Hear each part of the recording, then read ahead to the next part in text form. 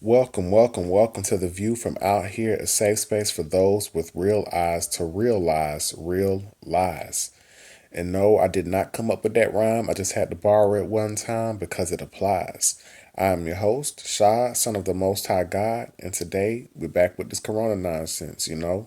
If they're going to be pushing this lie every day, then we can break it down every day. We don't have to wait decades to realize that we're being deceived. You know what I mean? So as they push out this bullshit, we're going to ask these tough questions. And I need my answers. Or I'm calling bullshit, point blank. You know what I'm saying? So I wanted to ask a couple of questions about San Francisco. I wanted to know, how is San Francisco doing in all of this? Because even before the corona outbreak, like years and years before, San Francisco has been notorious in the news for their homeless population. Not only just that the people are homeless, but because there are so many homeless people, it's taking a toll on, let's say, the city's hygiene. Like, it's kind of nasty as hell. And I really don't mean this as a knock on anybody who is, without a home, but I just mean, those are not clean conditions whatsoever. So it's kind of just it's a like how they say, oh, Mardi Gras was in New Orleans and everybody was just around each other, so we know New Orleans is going to have it.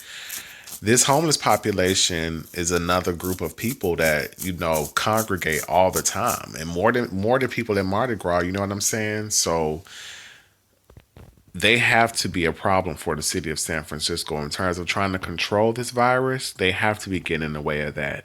In terms of, as they say, flattening the curve, they have to be getting in the way of that, right? That's what I would presume based on everything that they say. But let's listen to what's been going on. People across the state told to stay home. But what about the folks who don't have a home to go to? KPIX5's Wilson Walker on what's happening to those still on the What about them? What about the ones who don't have a home to go to? That's what we want to know. streets. Wilson? Well, Liz, to my left is South of Market, and to my right is the Tenderloin. These two neighborhoods have been at the middle of a collision of challenges for San Francisco for many years. Many years these challenges have been going on for San Francisco with this homeless crisis, all right? Been showing you these problems for many years.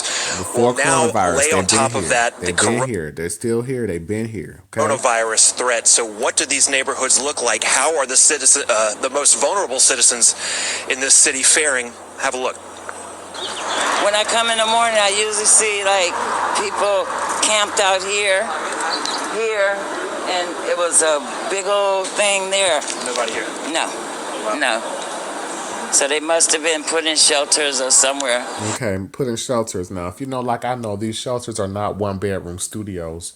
They don't have their own separate living spaces. Unless you're a woman with children, you are in these shelters in cots in large areas. So if one person in the sleeping area got corona, everybody got that motherfucker. So them being in shelters would not be a solution. But they're still on the street.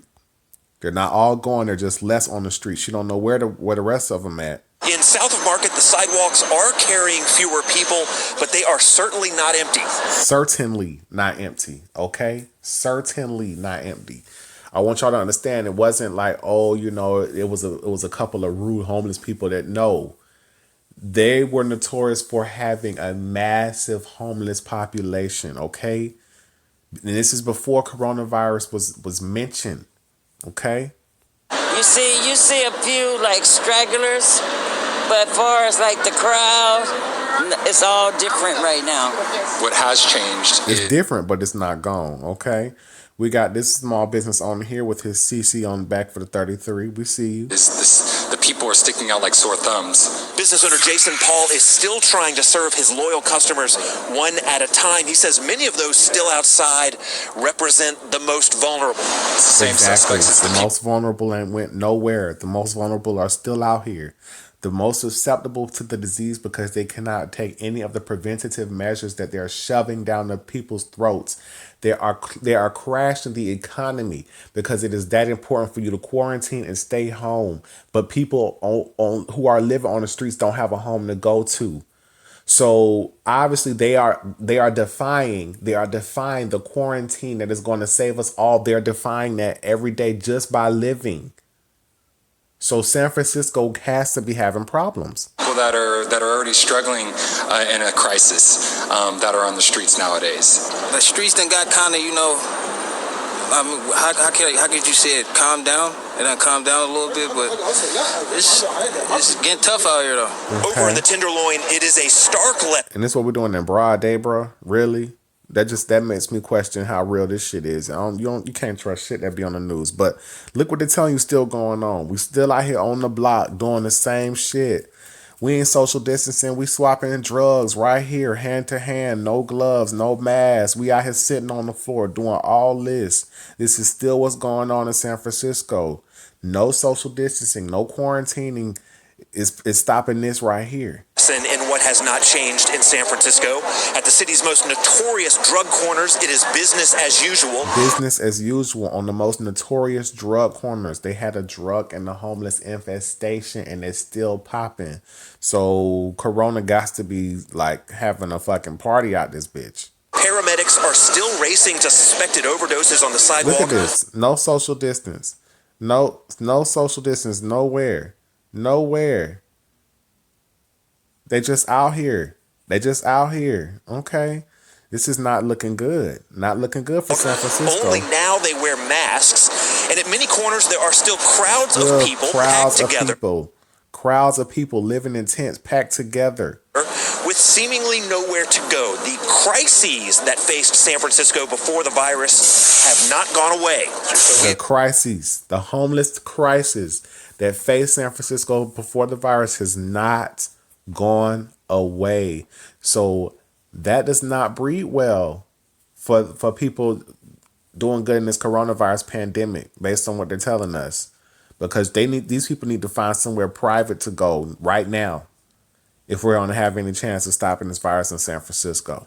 Got to be really aggressive and moving forward about finding hotel rooms, vacant apartment units, and others, even if they're used just for temporary use right now, to get folks out of those congregate living situations off the streets. Okay. The city is trying to... Okay, it ain't just me talking. That's the city supervisor saying the same thing. They can't just they can't just put them in homeless shelters and cots. No, they need to be in apartments or hotel rooms out of these congregate living situations, because social distancing is the way. So they have to get separated, okay? They have to. Find space, safe individual space for the safe individual space. They're highlighting this shit, not me. Safe individual space. Okay. They have to do this in order for San Francisco to have a chance. But that challenge is no easier today than it was in years past. And a lot of people want to know what happens if that challenge was no easier today than in years past. So this homeless problem has been here for years before coronavirus. Meaning we was not going to magically solve it when Corona got here. They was out here before, they are out here today. On. Where you have these people, they aggressively panhandle and they ask for money. What happens when there's no one on the streets to give them money? What's gonna happen next? Exactly, because that's who's gonna feel this. That's who they're trying to break. The people at the bottom of the pyramid. Don't worry. Okay. Now this is a video clip from the San Francisco Chronicle from about 2 weeks ago. Talking about how social distancing is going amid the homeless and the coronavirus crisis. So let's take a look for ourselves and see. You see out here, you got people standing around. I got a little space in between them. Don't know if they're 6 feet, but they're still out here. I see, a mask here or there, but not everyone has one on. Okay, still people out here sitting on the side of buildings, still out here. Definitely not 6 feet apart.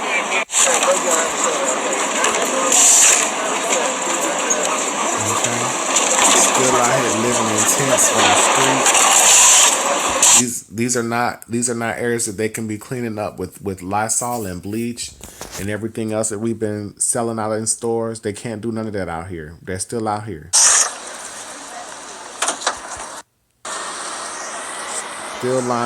Still lined up out here. Got the city workers out here doing their thing, and they still sitting right here. Okay.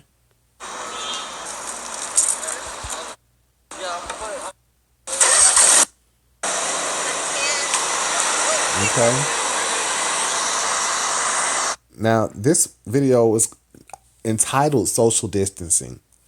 So I don't know what if their purpose was to show you that they're not, but it's apparent that they're not social distancing. They can't do it living on these streets. This homeless crisis that is still here. Okay? It is still here in San Francisco. What happens, or more accurately, what and when will happen when the... Exactly. You see what the news is telling you? This is not me talking. The news, based on the story that they're telling you, it's not what might happen. It more accurately, it is what is going to happen when this homeless population in San Francisco gets hit by the coronavirus. Coronavirus hits the homeless community. San Francisco now says it has a plan, and it involves RVs. Okay. So they have a plan, because they needed that private, separate space to be able to quarantine in. And now y'all telling me about some RVs. Okay, what y'all talking about? Areas. Ross Plater is in the... Nothing but diamonds on both screens. Diamonds and X's. Presidio for us with the details that were rolled out today. Ross. Come on, Ross. Indeed, part of that RV fleet is just behind me here, being staged at the Presidio. I don't really care for the use of the word staged right there, Roz. It makes me feel like you're just saying that they're just doing it just for the cameras and it's not going to actually help anybody. But okay, keep going. The idea is that they would be temporary isolation units for if and when somebody is homeless or in an SRO tests positive for the virus. Okay, so the plan includes RVs that they're going to house people in after they test positive. So if a homeless person is already out on the street walking around, because they said you can have symptoms and not know it and still transmit the disease. So you never know how long a person has been on the street already before they spread the coronavirus. But once they test positive, then you can put them in an RV, and that's your plan for the homeless population. That's what we came up with. Out of all the apartments and hotels that we needed, we came up with RVs. Okay. This portable hand washing station near Willow and Polk is designed to make it easier for the nearby homeless to scrub their hands. Oh, shit. Okay. Problem solved. Because, see, people have needed to buy bleach and everything, but homeless people, don't worry about it. We have these portable sinks for you to wash your hands, and that's the way that you can prevent corona.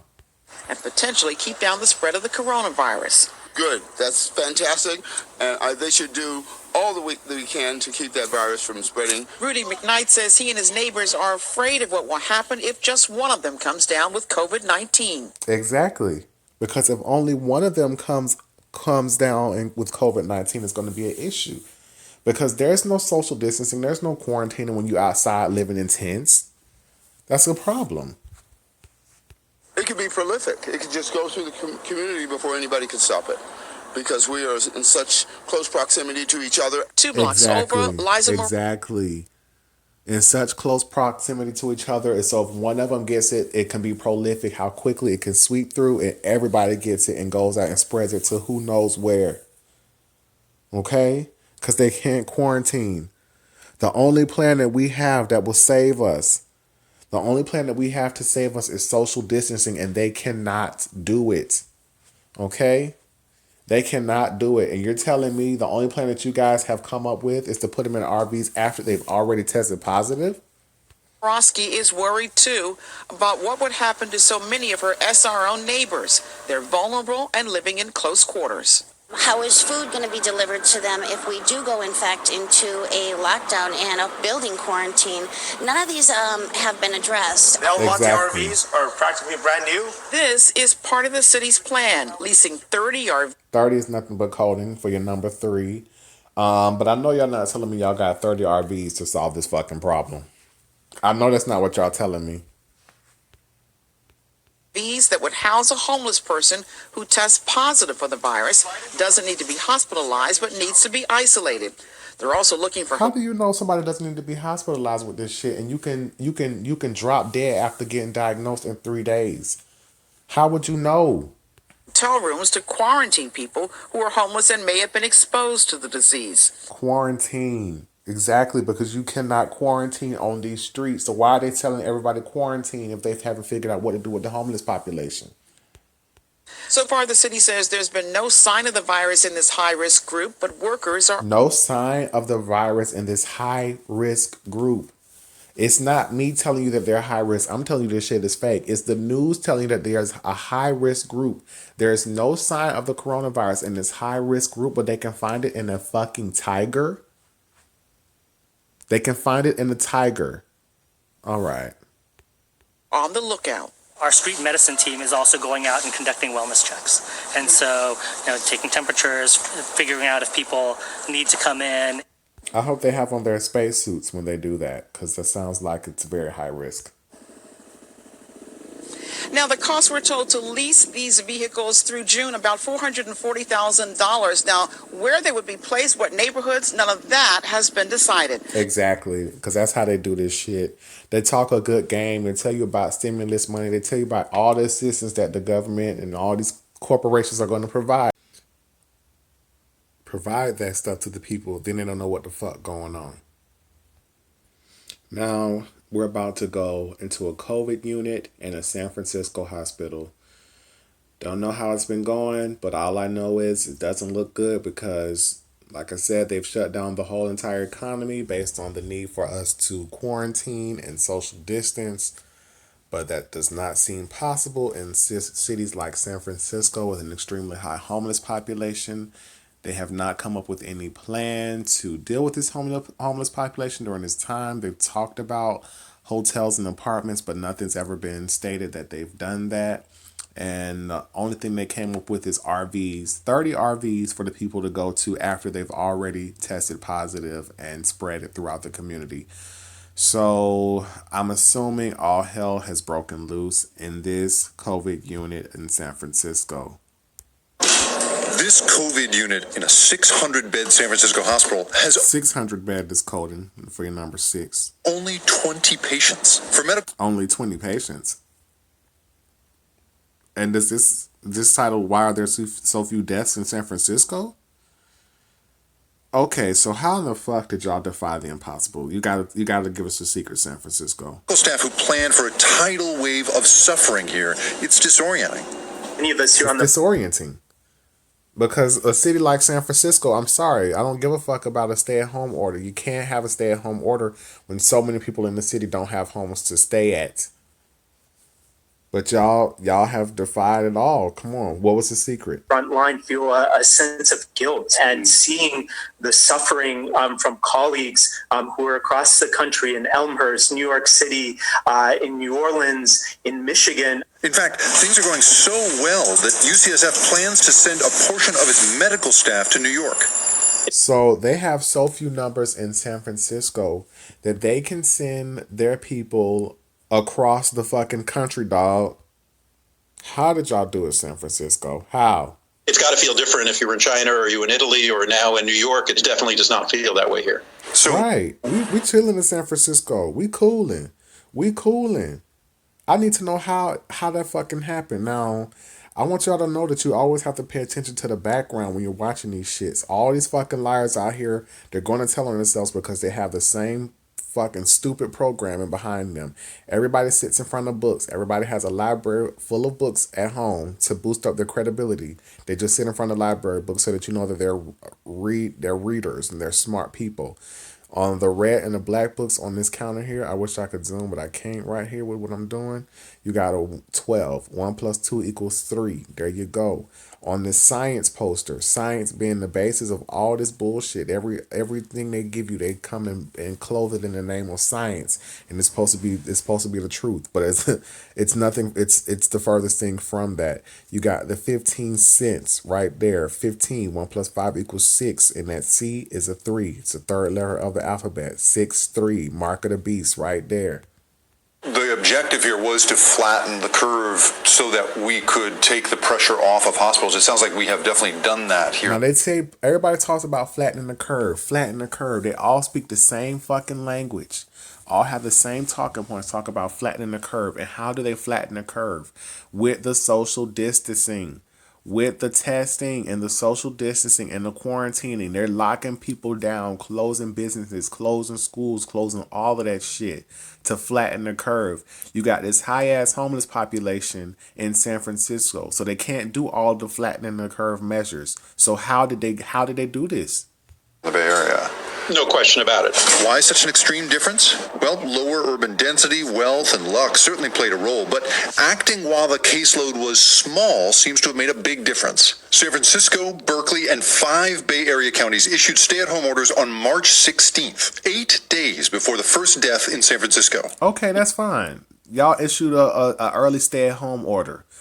What about all the people that didn't have a home to stay at? How did y'all get them to stop the spread?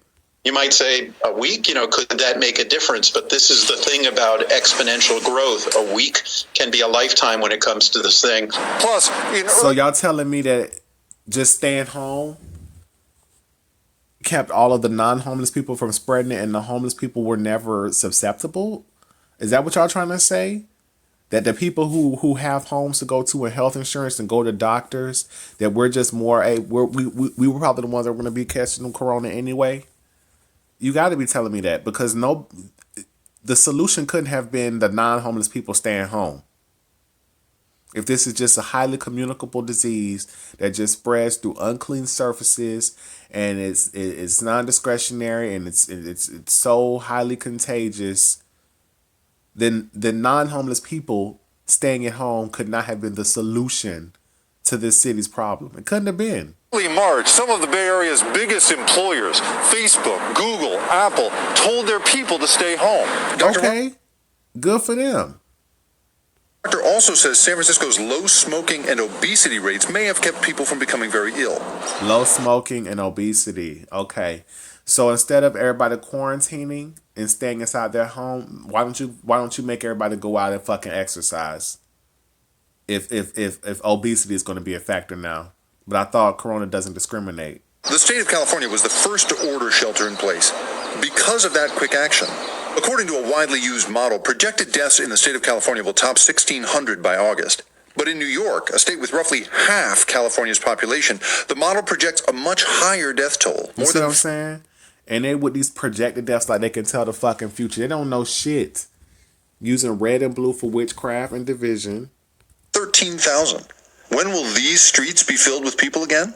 You have to have the public health capacity to do the testing and do the contact tracing. Okay, you see what I'm saying? They got gloves and spacesuits on. So how are the homeless people not spreading the disease? They still have, y'all see that hand sign, right? Okay. How?